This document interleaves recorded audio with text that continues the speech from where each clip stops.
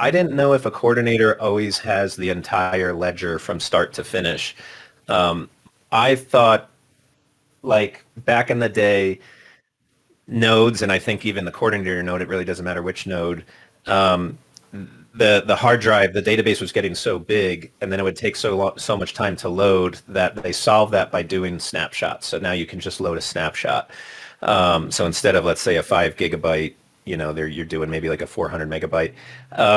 But I do know that they always had a permanode. The IF ran a permanode. Some other people ran a permanode, and what a permanode was not a snapshot. It was the entire database from mint to present, because you can't splice snapshots together, is what my understanding is. So, to be able to always have a permanent database, immutable, I guess, like immutable, to be immutable, you have to be able to have a history of it. Okay, let's say today we minted, right? And by tomorrow, with the amount of transactions, they would go, the first transaction, the second transaction, maybe a million transactions would be completed in the next 24 hours, and that would be 400 megabytes. And then let's just say, right, in a month, it would be 4 GB. And if someone then didn't have a hard drive that was 4 GB, then they can't run a node. So what a snapshot is it'll say, hey, it's just the last 400 megabytes or 200 megabytes, whatever you set that snapshot file to be. And of that 4 GB, a snapshot is just a small chunk of it. And then once your hard drive gets to 200 megabytes, and then does another snapshot.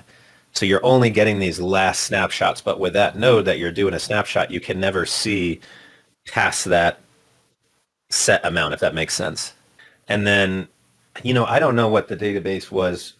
I mean, we're talking years. I don't know if the permanode went back when they kind of changed their consensus. I would doubt it, but I feel like it never really got bigger than 3 or 4 GB, or maybe terabytes. Sorry, maybe it's terabytes.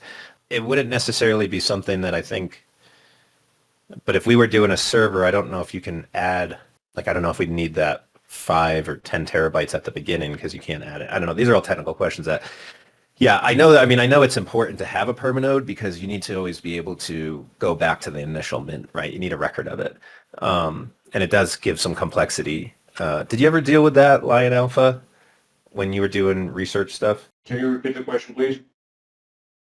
Like, did you ever look at how big the Tangle was from the initial mint, like the database?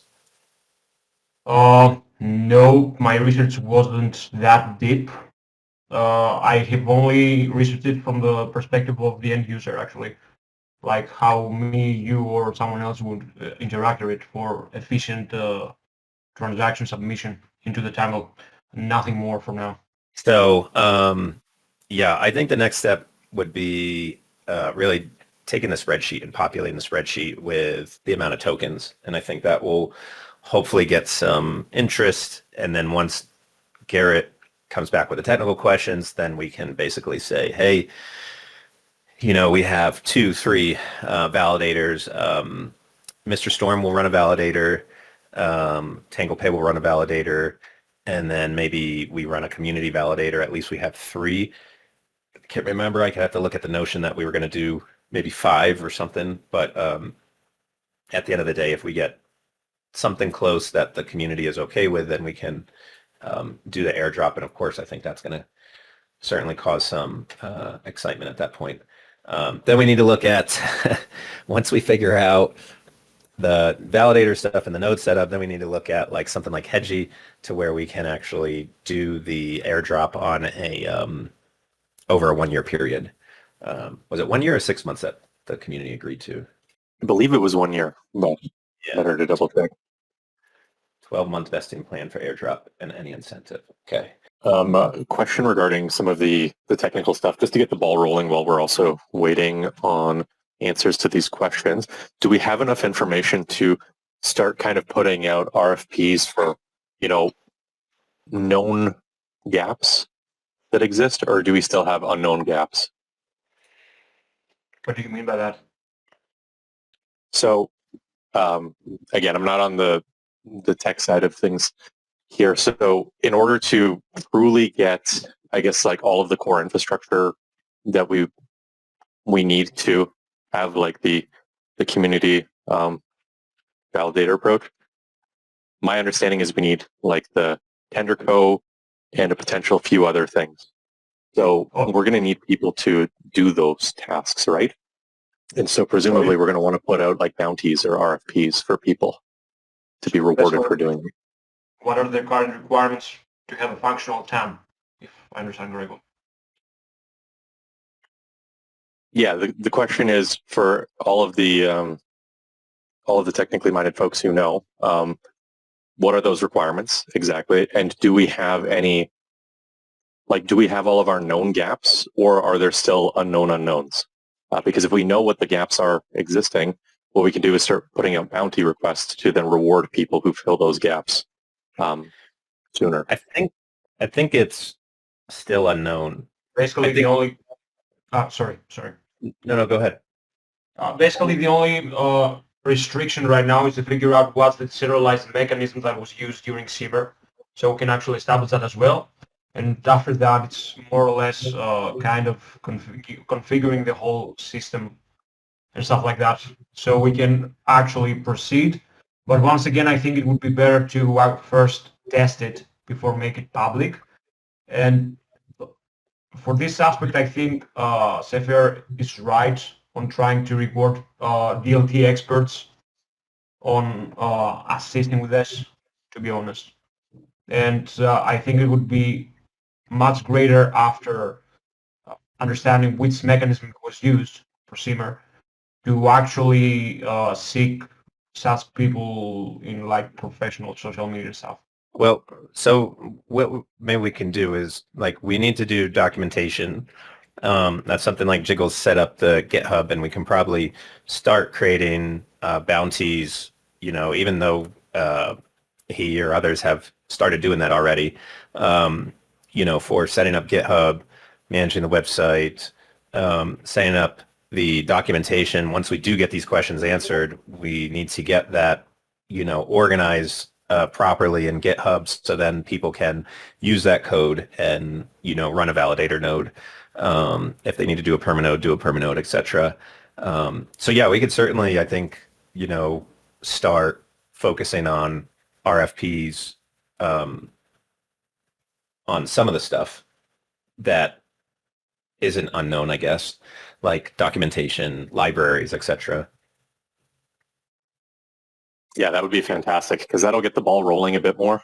And then if we have some of those RFPs out, or even better yet, some of them completed prior to the airdrop, then it's a win-win for a lot of folks, like the people who get in and get rewarded for their bounty work early on, get a slightly larger or maybe more valuable portion of rewards. People who get the airdrops start to become more excited because there's more movement that builds momentum, etc. So I'm a big fan of trying to get out like all of these known gaps and like bounties / RFPs for them as soon as we can. Sure. Cool. Okay. And then another question was brought up last time. Do we set up a faucet or automate the airdrop? And some of the discussion from Garrett was when you automate an airdrop, meaning like you literally drop it into those addresses, it gets pretty complex because you almost have to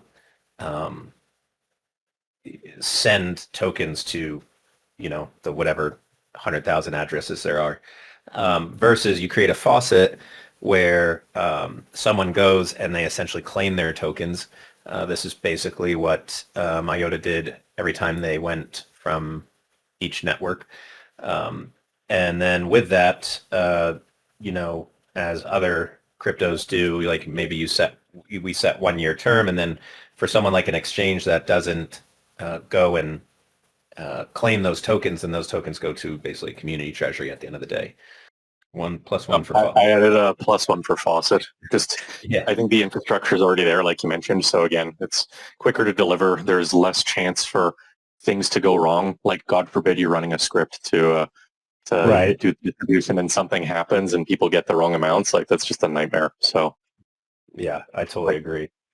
And I think you're right that where somewhere in the code that must be already in place because they've done it. So hopefully it's still open source.